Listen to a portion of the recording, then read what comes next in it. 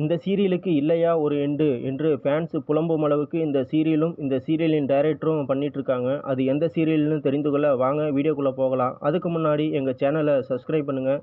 எங்கள் வீடியோக்களை மறக்காமல் ஸ்கிப் பண்ணாமல் பாருங்கள். நான் எந்த சீரியல்னு சொல்கிறேன்ட்டு இந்நேரம் நீங்களே கண்டுபிடிச்சிருப்பீங்க. அது எந்த சீரியலும் இல்லைங்க, கயல் சீரியல் தான். சன் டிவியில் திங்கள் முதல் சனிக்கிழமை வரை இரவு 7:30 மணிக்கு டெலிகாஸ்ட் ஆகிட்டு வரும் சீரியல் தான் கயல் சீரியல். கயல் சீரியலோட ஸ்டோரி ஆரம்பத்தில் ரொம்ப சூப்பராக போயிட்டு இருந்துச்சு. டிஆர்பிலும் இந்த சீரியல் தான் நம்பர் 1 இருந்துச்சு.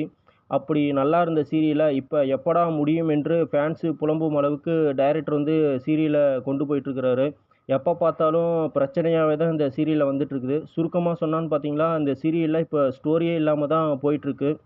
கயல் எழில் திருமணத்தோடு இந்த சீரியல் முடியும் என்று ஃபேன்ஸ் எல்லாம் எதிர்பார்த்துட்டு இருந்தாங்க. ஆனால் டைரக்டர் அங்கேயும் ஒரு பிரச்சனையை உருவாக்கி இப்போ கயல் தங்கச்சி வரைக்கும் எபிசோடை கொண்டு வந்திருக்கிறாரு.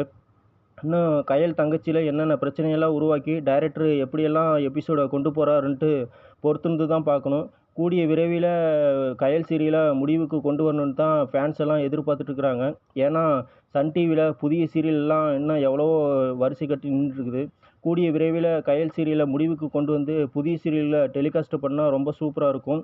சரிங்க, கயல் சீரியலை முடிவுக்கு கொண்டு வரும் பற்றி உங்களுடைய கருத்துக்களை கீழே இருக்கும் கமெண்ட் பாக்ஸில் மறக்காமல் கமெண்ட் பண்ணுங்கள். அப்படியே எங்கள் சேனலையும் சப்ஸ்கிரைப் பண்ணுங்கள்.